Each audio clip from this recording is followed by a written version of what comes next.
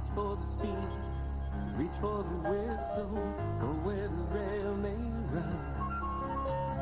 Reach for the word, reach for the story, follow the rainbow sun. To a shining time station, where dreams can come true, waiting there for you.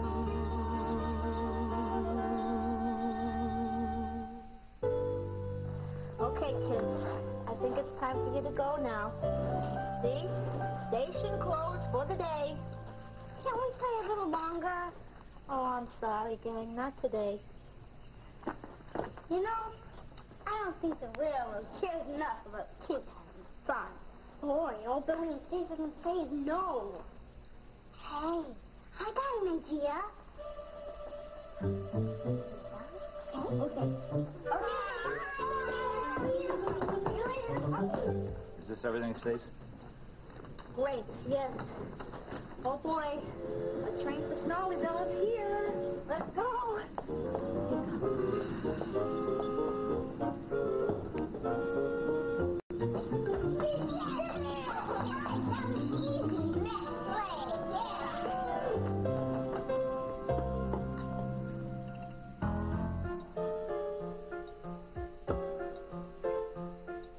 I have a little brother, he's a pretty good friend. I have a lot of fun when I play with him, but it makes me mad and it breaks my heart when he goes and breaks my things apart. Oh, it's a worry when I get to my room at the end of the day and my toys are scattered every which way. So I try to tell him and I try to explain, but he just goes and does it again. Now tell me, why does he have to use them?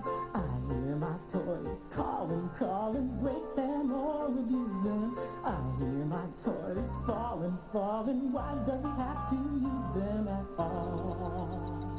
And will he get better when he grows up? Oh, I have a little brother and most of the time he's a good little guy. And I like him just fine, but he's a little too little and a lot too small. And I don't think that he listens at all. Now tell me, why does he have to use them? I hear my toys calling, calling, break them or abuse them. I hear my toys falling, falling, why does he have to use them at all? And will he be better when he grows up? Will he be better when he grows up? Now someday soon he'll be a big guy, the best little brother, the apple of my eye. He'll be a little more gentle and a lot more fun, the kind of brother that can be the very best one.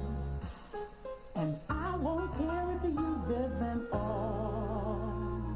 He'll be better 'cause he's grown up, so much better 'cause he's grown up.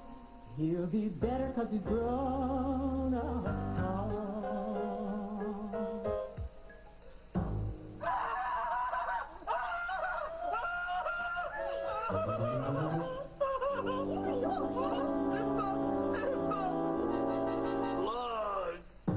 What's a slug? A slug is a phony nickel. I wonder who would put a phony nickel in the jukebox. They didn't put it in the jukebox, they put...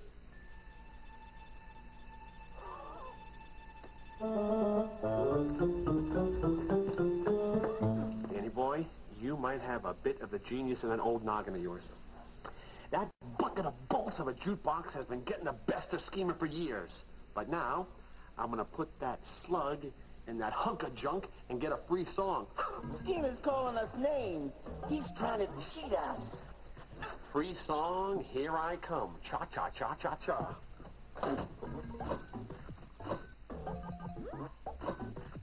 If he wants us to play, he's got to show us a little respect.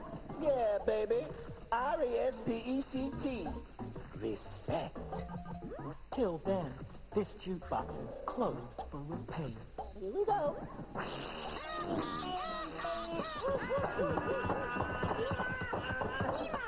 Think you heard it? Yeah. How can I hurt it? It's a machine. It's nothing but a bunch of bolts, wires, and tubes. But it isn't working anymore. I know. All right. Make way for gravity. What are you going to do? Tell you what I'm going to do. I am going to call a repairman and get this thing fixed once and for all. Doctor, is this like you're having a lawn sale. Not really. Just doing some spring cleaning to put the spring back into my signal house. I never knew you had so many things in there. Well, one thing leads to another thing, and then that thing is joined to this thing, and before you know it, you're attached to too many things. Say, I thought Shining Time Station was closed today. What are you doing here? Well, we hid so we could stay here this afternoon. Yeah, there's no real reason for us to go, no matter what Billy and Stacy say. Well, they might have a good reason for sending you home. What good reason? Sometimes good reasons just appear, like after-dinner mints. Or to put it another way, sometimes rearranging the way things are meant to be leads to trouble. Nah. Mavis knows exactly what I mean. Who's Mavis? I'll tell you. Mavis is a diesel engine who works for the quarry company shunting freight cars in their sidings. She has 6 small wheels hidden by side plates just like Toby's. Mavis is young and full of her own ideas.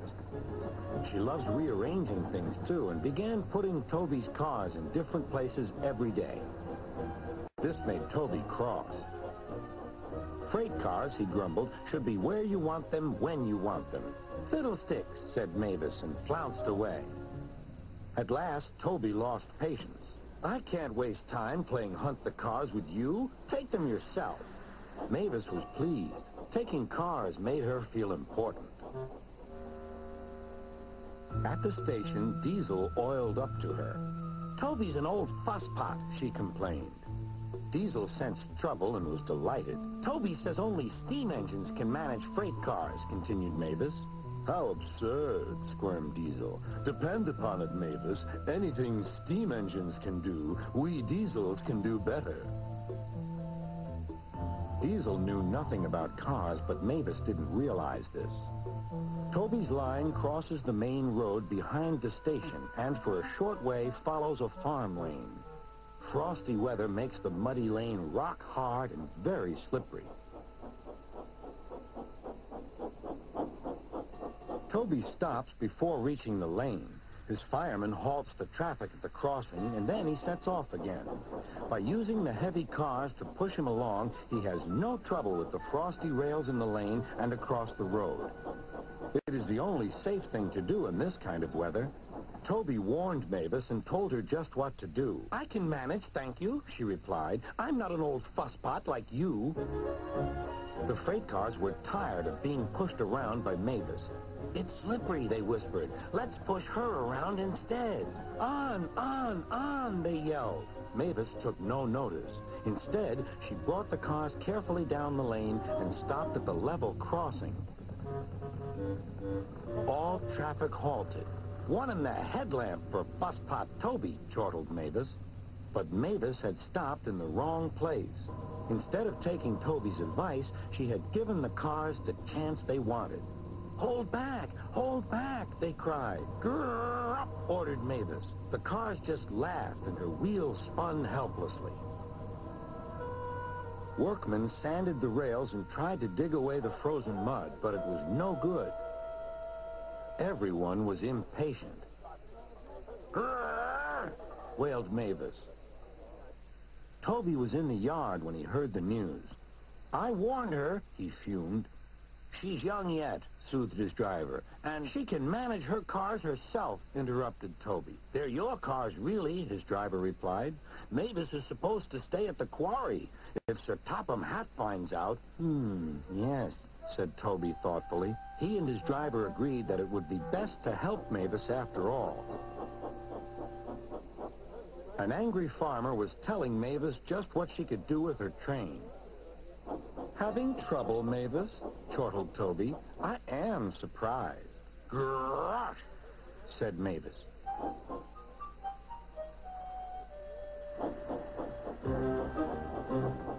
With much puffing and wheel slip, Toby pushed Mavis and the freight cars back. The hard work made his fire burn fiercely, and his firemen spread hot cinders to melt the frozen mud.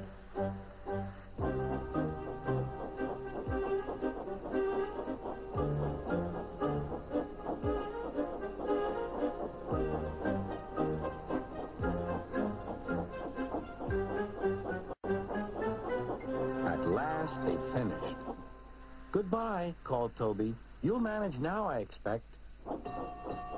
Mavis didn't answer. She took the cars to the sheds and scuttled home to the quarry as quickly as she could. So you see, sometimes there's value in what you're told by someone who's just a little old, someone who's wise and sage by virtue of age.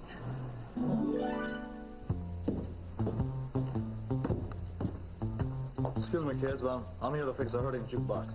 Hey, it's about time you arrived, pal. What seems to be the problem? Well, the problem is it doesn't work. Listen, there's a possibility that this one might be haunted. You have a suspicious mind, sir. I'm sure it's not that. It's probably just all shook up.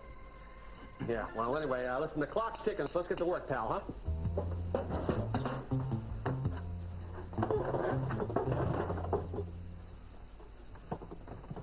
Get it done. Whoa, go, whoa,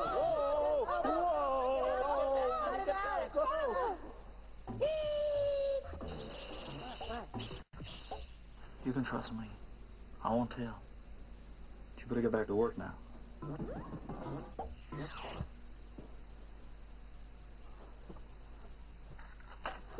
It's all done.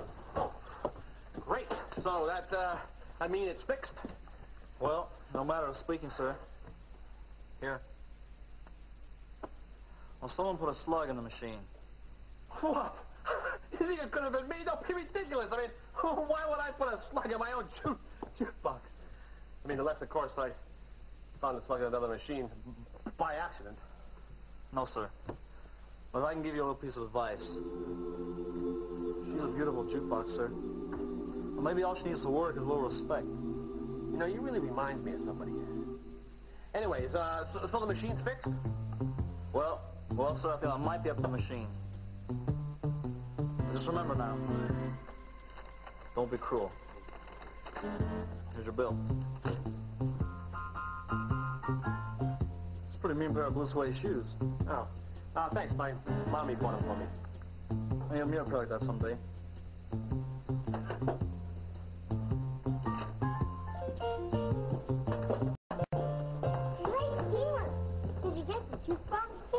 He charged me $11.85 to fix my jukebox.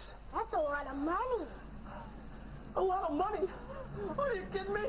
That's more money than there is in the entire world. A lot of money? I don't have $11.85. I mean, nobody's got $11.85. Oh, kids, please help me out. Please. Sorry, Schemer, I'd like to help. But I already spent my money in Eggy at the auction. Auction? Yeah.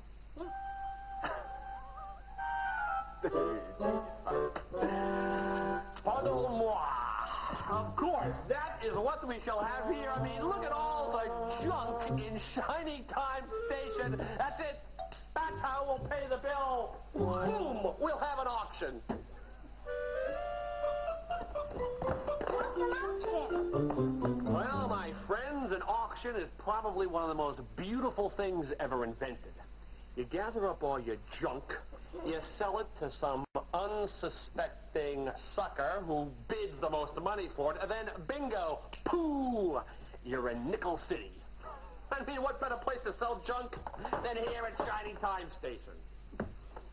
You're going to have an auction here? What about Aunt Stacy and Billy? Kids, always remember Schemer's system of success. When the cat's away, the big cheese comes out to play.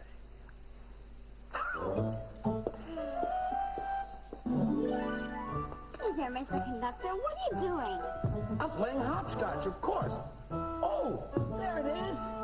My whistle must have fallen out while I was hopping and scotching. I don't know what I'd do without my whistle. Did you hear? We're going to have an auction. This wouldn't have anything to do with the bill Schemer got for the jukebox repair, would it? How did you know? Oh, I always know what I know. You know that. Someone might want to take a second look at that bill in order to know what I know. I don't understand. Well, sometimes we get ourselves in tracks of trouble when we don't look at the fine print or the footprints, which tell us where we're going, when maybe we shouldn't be going there at all. Mr. Conductor, sometimes I don't understand a word you say. Or you might not understand now, but after a while you might. Sometimes a little time is all we need to understand what we need to know.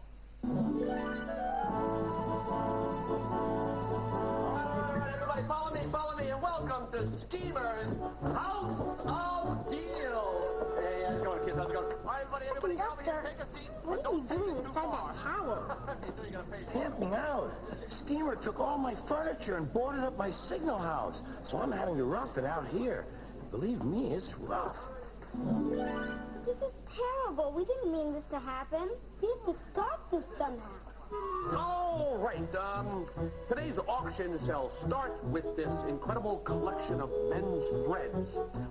Let's have the bidding begin at 10 cents. 10 cents. Do I hear 9 cents? 9 cents. 9 cents. Do I hear 8 cents? 8 cents? I just said 9 cents. Exactly. Do I hear 7 cents? 7 cents. Do I hear 6? 6. Do I hear 5? 4, 3, 2 cents sold to the guy. The second item is this. Can I have the number to Mr. J.B. King's office? Actually, Charlie before. Tell you what we're going to do now. A 2-for-1 auction. Here we go. First up is this petrified bird thing with some real live dead feathers. But you also get this kind of overgrown metal toothpick. Oh, no, he's doing very smooth. Hey, look, that's Mr. Conductor's whistle. If we spilling Casey would hurry up and get here. I don't think they're gonna make it. $2.10. $2 not less than our allowance. And I'm out of money. There you go, son. Going once. Going twice. $2.79. $2.79. Yes, going once, going twice. Sold to the short man with the blonde hair. All right, folks. The auction is over. Who said that? It's not over. It's over. Hey, thanks, mister. You gave us your money and you don't even know us. Well, I reckon those things belong to someone special.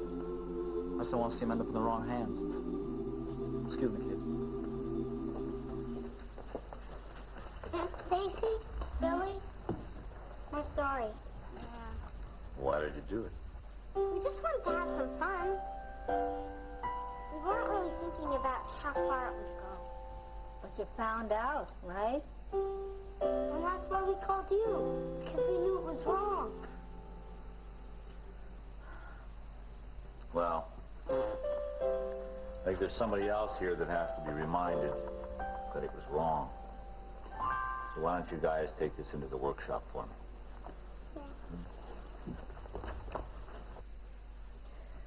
Schemer! Schemer! You have pulled some stunts in your life, but I never thought you'd think this low. Trying to sell other people's things? How could you do such a thing? Well, it was easy. I just got the box of stuff, the table. Oh, I got Schemer! Well, Miss Jones, the jukebox broke, and I had to get it repaired. And look, I owe $11.85 to that crooked repairman. Oh, Mr. Genius Time. Did you read the bill? It doesn't say $11.85. It says $1.85. Seems to me that you were so busy expecting to get cheated, you cheated yourself.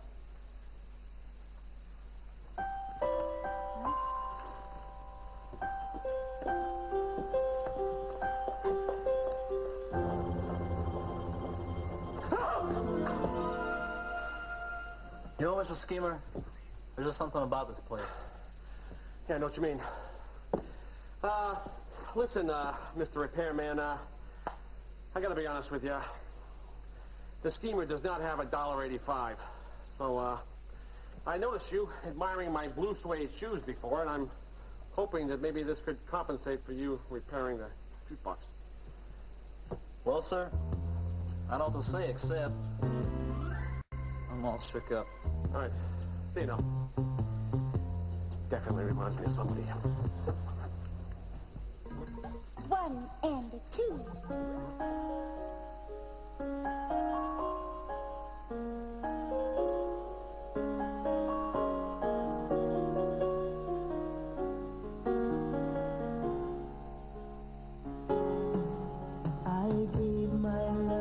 cherry that had no stone.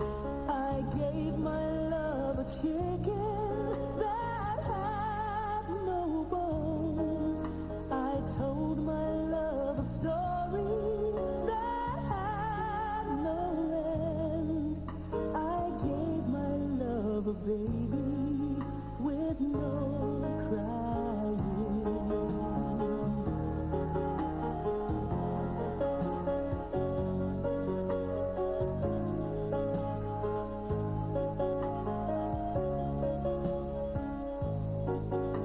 How can there be a cherry that has no stone? How can there be a chicken that has no bone? How can there be a story that has no end? How can there be a baby with no crying? A cherry waiting through me, it has no stone. A chicken when it's piping, it has no bone. The story that I love you, it has no end. A baby when it's sleeping has no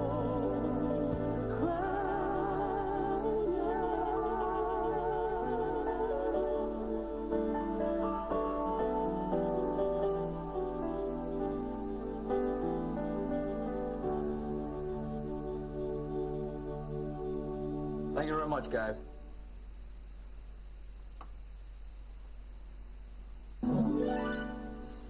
You know, Billy, I never had a chance to thank that repairman. Well, me neither, Mr. Conductor, but something tells me that he knows we're grateful.